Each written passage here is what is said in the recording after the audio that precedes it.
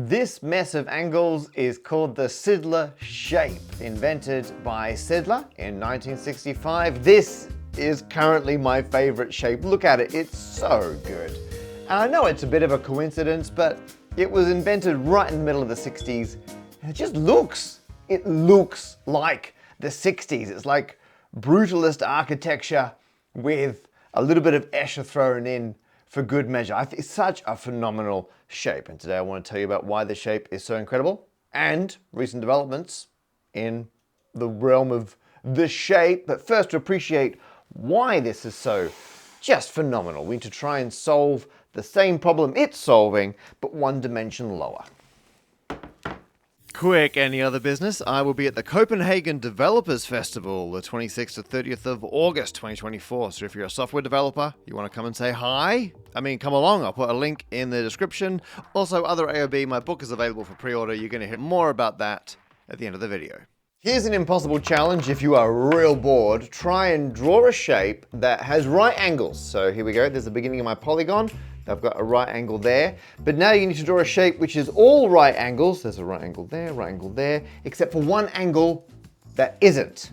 And you're like, well, how am I gonna do that? Like, if I put in one angle, let's do one here, where now I've gone off on some angle alpha. If I only do right angles now, how on earth, I need to be able to join this back up with a right angle. Is it possible to have a single non-right angle in a polygon? You know what, let's start again. We'll start with a big right angle triangle. Here we go, so there's our right angle, but now we have two angles that are not right angles. We got one up there, which is 45. That's great, we're gonna keep that. But now we got another one down here. That's 45 as well. I tell you what if we, to get rid of that other right angle, like if we chopped this off here, like if we cut there and swing this up, we could move this whole bit up here. There we go, like that, right? So now we've moved, that angle has landed over there. So we've got rid of that. That's a right angle. That's a right angle. Oh, that's not a right angle. Okay, new plan. We'll cut some of it out. What if we try, can we cut, it needs to be right angles. We could cut in here and over here. We're still gonna, even if I cut that bit out like this, we're still kicking that, and that's now gone as well. Actually, we're still kicking that one non-right angle is now over, and it is impossible. In 2D, you cannot make a polygon that is all right angles apart from one. In 3D, however, you would think it's still impossible, and I absolutely did. But if you told me, can you make a polyhedron which is all right angles except for one, I would say no. Everyone said no. Sidler said, hold my shape. And they made this. So as you look around, this is like a fairly quick and easy 3D print of Sidler's shape. So it's not perfect, forgive me for that, but I wanted something I could wave around. It's all right angles, and by right angles, I mean the dihedral angle, so the angle formed by two faces. That's a right angle, that's a right angle, right angle, right angle, right. Everything is a right angle.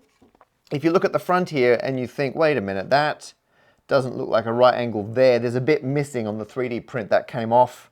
So this is all right angles on the outside, and then this is another skewed set of right angles, and then they merge over here and they come up with right angles on this. So because you've got the third dimension now, you can kind of chain a bunch of angles that are going in different angles and sneak up on one dihedral angle, which is this one over here. This sharp edge here, that you can just see on the end there, that is a 45-degree angle. So Sidler was able to design a shape which is all right angles apart from one 45-degree angle. So how did Sidler design my now favorite shape? Well, it comes from their 1965 paper, which is in French. I don't speak French, but I do speak mathematics. So I'm pretty sure I can translate the title. Conditions necessary and sufficient for equivalent polyhedrons in three-dimensional Euclidean space. I mean, it's maths. How hard can it be? And this was a bigger problem about things that are called scissor congruent, where you can cut one up and rearrange it to make another one. And The whole idea of scissor congruence is super interesting, and it was kind of an open question about, are all 3D shapes that have the same volume and flat faces, are they scissor congruent? And there's a thing called the Dane invariant, and there's some fascinating stuff. But in their proof to show what are the necessary conditions for that to happen, Siddler needed a shape with all right angles and one single 45-degree angle. And in here, they've got kind of the instructions for how you would build it. They don't actually show the whole shape, they just show how you'd put it together. And they needed it because they had another shape with lots of right angles and a bunch of 45-degree angles. And this is kind of a way to get rid of a 45-degree angle. Because if you've got another shape with 45-degree angles, you can just stick one of these onto every 45-degree angle, which turns it into a 90-degree angle, and you're only ever adding more 90s. So you're basically showing you can get rid of 45-degree dihedral angles in a 3D polyhedron by sticking on a bunch of, well, it turns out these, but any shape would have done the trick that had that property. And that's why in their paper, Siddler just kind of show it's theoretically possible to make what became known as the Siddler shape, although they never made one. As far as we know, the first person to actually make this shape was someone named Matthias Görner, who followed all the instructions from Siddler's paper, and they put together a 3D model of of this that we ended up with. And it's actually quite a nice way to step through the process that Siddler used to design this in the first place. Siddler starts with the same shape that we did a moment ago in 2D. It is a right angle triangle, but as a prism. So right angle in the corner there, and because it's a prism, these are all right angles as well. We have the two 45-degree angles over here, labeled 1 and 2, and the first step is to just put them together, because then instead of having 2, we'll just have 1. And so we've got a very nice animation here, where you swing that edge up and over, and you join together the two 45-degree angles, and there you are. You've now, no, we have got some other ones. So they're labeled 3 and 4. 3 and 4, these two ones over here, are not 90 degrees, so we have to take care of them somehow. Next step is just to swing a bit around. So you take this bit over here and you pop it over there, and we've still got some non-right angle angles in there, but now we've kind of got this little cutout here. That is a right angle on the inside. That's quite nice. And we just need to keep chasing that around the shape. Because we only care about the one non-right angle, we can add as many more in as we want, which actually means you can like glue cuboids onto it. So if we bring in a cuboid here, wham, and stick it on, now we haven't changed any angles, and all the ones that we add are just right angled angles. And if you think, well, hang on, you've changed the one in here. Well, I mean, we've flipped it around. So before we brought that box in, let me take it back out again. There we go. You've got like a there is a right angle. That one's fine. But if that hadn't been, like that's a 90-degree internal angle, and then you stick the box to the outside, and now it's, 270 on the inside. Still counts as a 90-degree angle, onwards and upwards. Up next, we take this little bit in here, and we are going to slide it out, move it around, and stick it on over there. And it's, I'm not going to go through all these steps in great detail because trying to explain it and point at it is not great, but I will link to Görner's website below, and you can, if you want to go through it in exact detail, you can. The last two steps are, first of all, to stick on some more cuboids. These are now like right angled joint cuboids, I guess. So you put one on over there, you put one over here, and these are strictly speaking bigger than we actually need. They're just giving us more room to breathe as such. So they provide extra material that holds the whole thing together into one big shape, because next we're going to cut some of this out. The very last step, and we've numbered all the non-right angled angles in this shape. We've got one over here, that's 45, and then we got 3 that's actually going in. It's like a weird optical illusion thing. That's a non-right angle in there, and 2 at the top over here. So by taking this off and moving them around, we're kind of chasing those angles around the shape, and we've been padding it out with other structural bits. But now we can get rid of both of these at once by just sliding out a whole section that contains those two angles we don't want, and all the other angles in the bit we're removing are right angles. So we slide that whole thing out, chuck it away, and that's it. That's the finished shape. That is this shape here, and the only remaining right angle is that one on the little blade looking bit over here, because we removed the two offending ones that were inside the middle.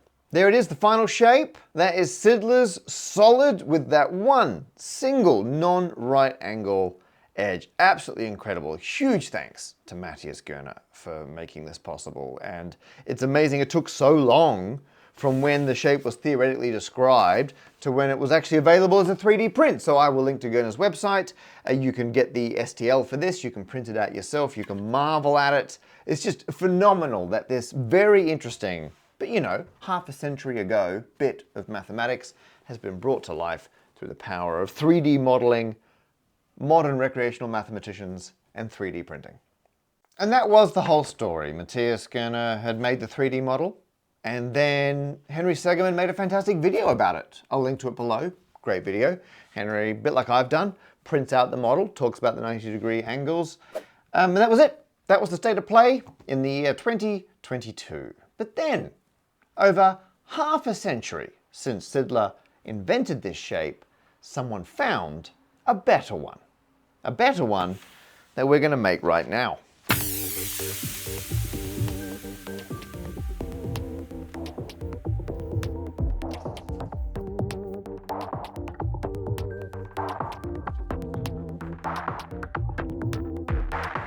is not straightforward to put together.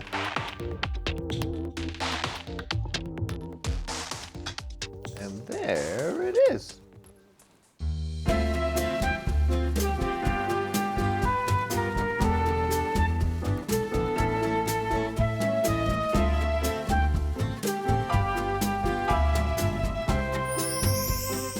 That's it, that's the shape. This was discovered in 2022 by Robin Houston, who you may know from the videos we did about super permutations. And Robin saw Henry's video and went, I can do better than this. And they found this, arguably a much more simple shape. And the proof that it's more simple is that I was able to just make it out of cardboard. Imagine trying to make this out of cardboard.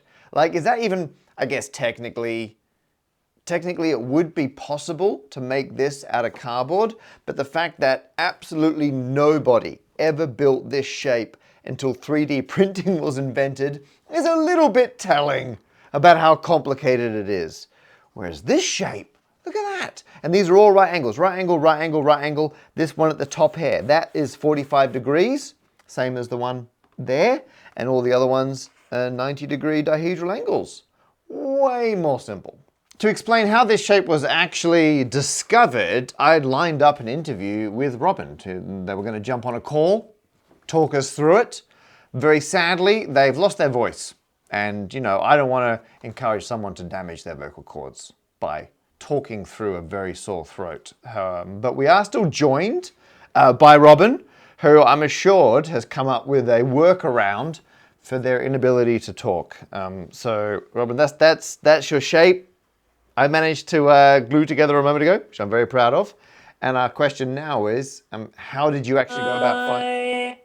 Did you just sing hi? Okay, so I think Robin's got a text-to-speech setup. That's going to work. So can you explain how you discovered this? I will not be singing everything though. That's a relief. I don't want to give the impression that I immediately hit on the right idea. Actually, I spent ages playing around with different ideas before I found it, which was really fun. But in the end, what worked out was to start in the same place that Sidler started. I made an animation in Blender showing how the angles change, and I also worked out an equation expressing the relationship between the two angles. You can see they're both between 90 and 180 degrees, and as one gets bigger, the other gets smaller. I have a little 3D printed model of it here.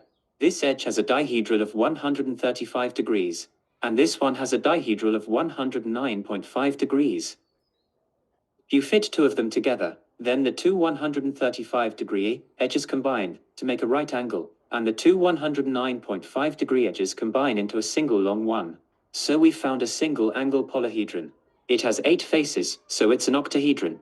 I think this is a pretty cool little shape. Next trick is to make another hexahedron, twice the size. Here I am going to assemble it out of pieces. Hopefully that will make more sense in a minute. Okay, so Robin's got several pieces.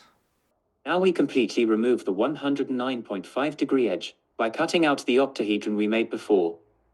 Right, so you remove the bit that you designed a second ago. Right, and you're left with that. And look what's left. This funny little decahedron, where all the dihedrals are right angles except for this one, which is 135 degrees. That's starting to look a little bit like this, but like the missing bit. Yeah. Such emotion. We need one final move to get the extra edge to be 45 degrees, what 135. There are a few different things you could do, but my favorite one is to notice that this shape is kind of box-like from one side. So what if we complete that box and look at the complementary part?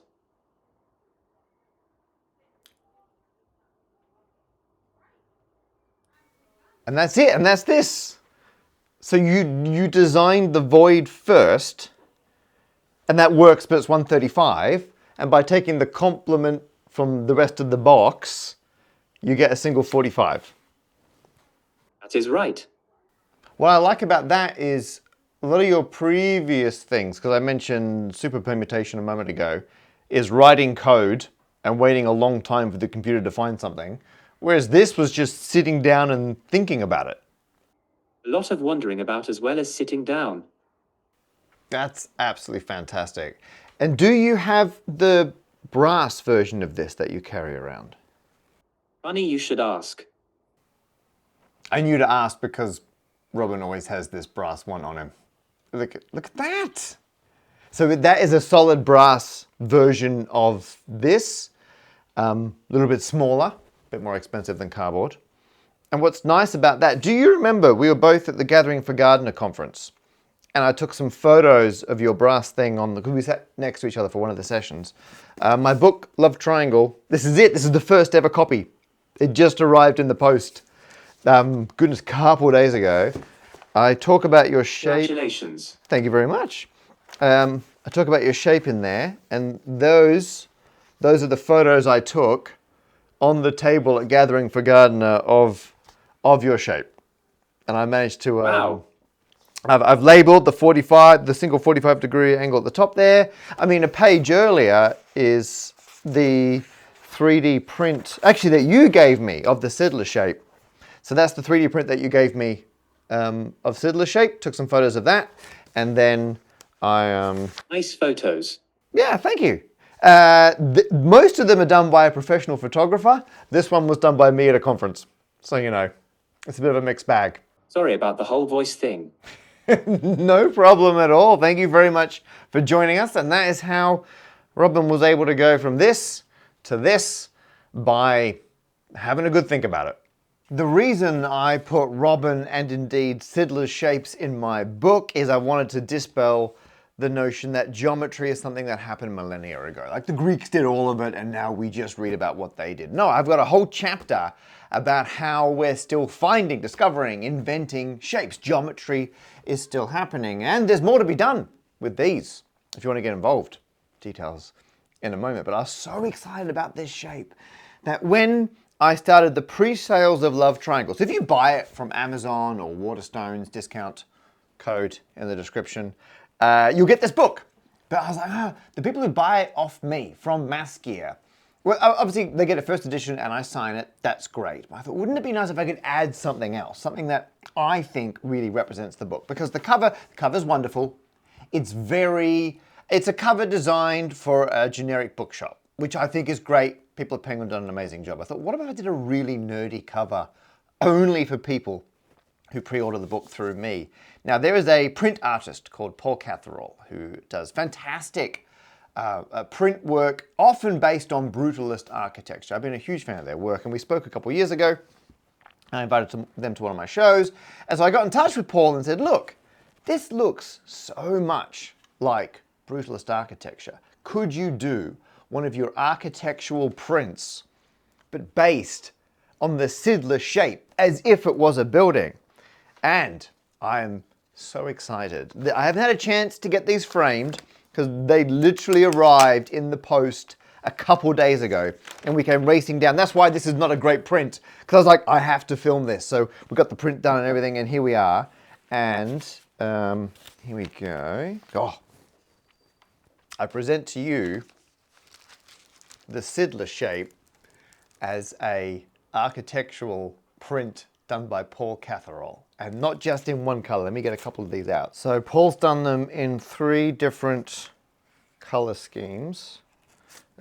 There's the one done in red. How nice, look at that. And you can see the 45-degree angle. So it's like the blade over here, but then you look down at the shadow. So Paul said they took, so this is, I actually had like a small red model of this on my desk before. I posted that to Paul. They took it outside on a sunny day and looked at the shadows it cast. And you can see, like in the corner there, that 45-degree, I don't know if that was deliberate, but I love the fact there's your 45-degree angle, a shadow cast from that. So that's the red, that Siddler red. Paul also did Siddler yellow, which is this one here. Look at that. And finally, we have Siddler blue. And the reason Paul did 3 different color schemes is I said, look, I want to do these themed after triangles in different numbers of dimensions. And so I said, I'm going to do a simplex, a 4D triangle run, which will be the yellow one. I'm going to do a tetrahedron run, which will be the red one. And I'm going to do a triangle edition dust jacket based on the blue prints. So that will be these. So if you pre-order my book through Mass Gear, you will get a dust jacket based on one of these designs. I think Paul will also be selling lots of these prints. If you go onto the second channel, I'll link to it below. I'll have all the details about the dust jackets, pre-orders and everything else. Check that video out. But for now, as I promised a moment ago, there's something you can help us with. 45 degrees is not the only possible angle you can combine, just one of, with a lot of other 90-degree angles. In theory, any angle which has a sine of that angle, so just the ratio within the triangle, that is an algebraic number. That is to say, it's the root of a polynomial with nice coefficients. In theory, you should be able to construct a shape which has all right angles apart from one angle which is not right angle, provided its sine is algebraic. Robin has found a few more. So they found one with a 60-degree angle, not just 45. They found one with a 15-degree angle. In fact, I got the 15-degree angle one here in a 3D model that Robin made. So you can see it. It's like that wedge there is 15 degrees. And then the rest of this, all the stuff around it, and you can see similarities with his other shapes. Everything else, this is just the machinery required to get rid of, to turn that into a 90-degree angle. So everything else is 90, and we have that 115-degree there. We don't know what other shapes, well, we know theoretically what can happen. We don't know how to build most of these shapes. We've only got a few little examples. This is a very new, albeit niche, area of mathematics. So we'd like to hear from anyone who can find a shape with all right angles apart from one non-right angle. We haven't really got a format. You have to send it in. You can just send it in like Siddler put in the original paper, where you just kind of spell the steps out, roughly how it should work. You could make a 3D model and send that in for us to have a look at. We don't mind. As long as it's human processable and you explain how to build the shape, and I'll link to some examples below so you can have a look at those, send it in to us. We haven't got an official website or anything. If you just email it to siddler@standupmaths.com, that will get auto-forwarded to actually everyone I've mentioned in this video, so we can have a look at it. I don't know, at some point in the future, we will update a website or I'll make a follow-on video. Depends how interesting the results are. I mean, potentially, someone could come up with an algorithm, write some terrible Python code that can just generate shapes that have this property. Like for all we know, there's like one master shape where you can, by algorithmically adjusting other bits, you can swing through every conceivable angle. We've already written some terrible Python code that can check it if you send it in certain 3D formats. So I'm going to link to that below. If you think you've found a new shape, email us. I'd love to see what else is out there. There are a lot of new shapes waiting to be discovered. Thank you so much for watching, and thank you, everyone who's already pre-ordered Love Triangle. I really appreciate that. I'll link to the other video that I'm about to film where I explain all the details about the pre-orders, the mistakes that made it into the first edition that won't be in later editions, the dust jackets, the prints, all of that. I'll link to that below. And that's it. Thanks for watching, and thanks for pre-ordering.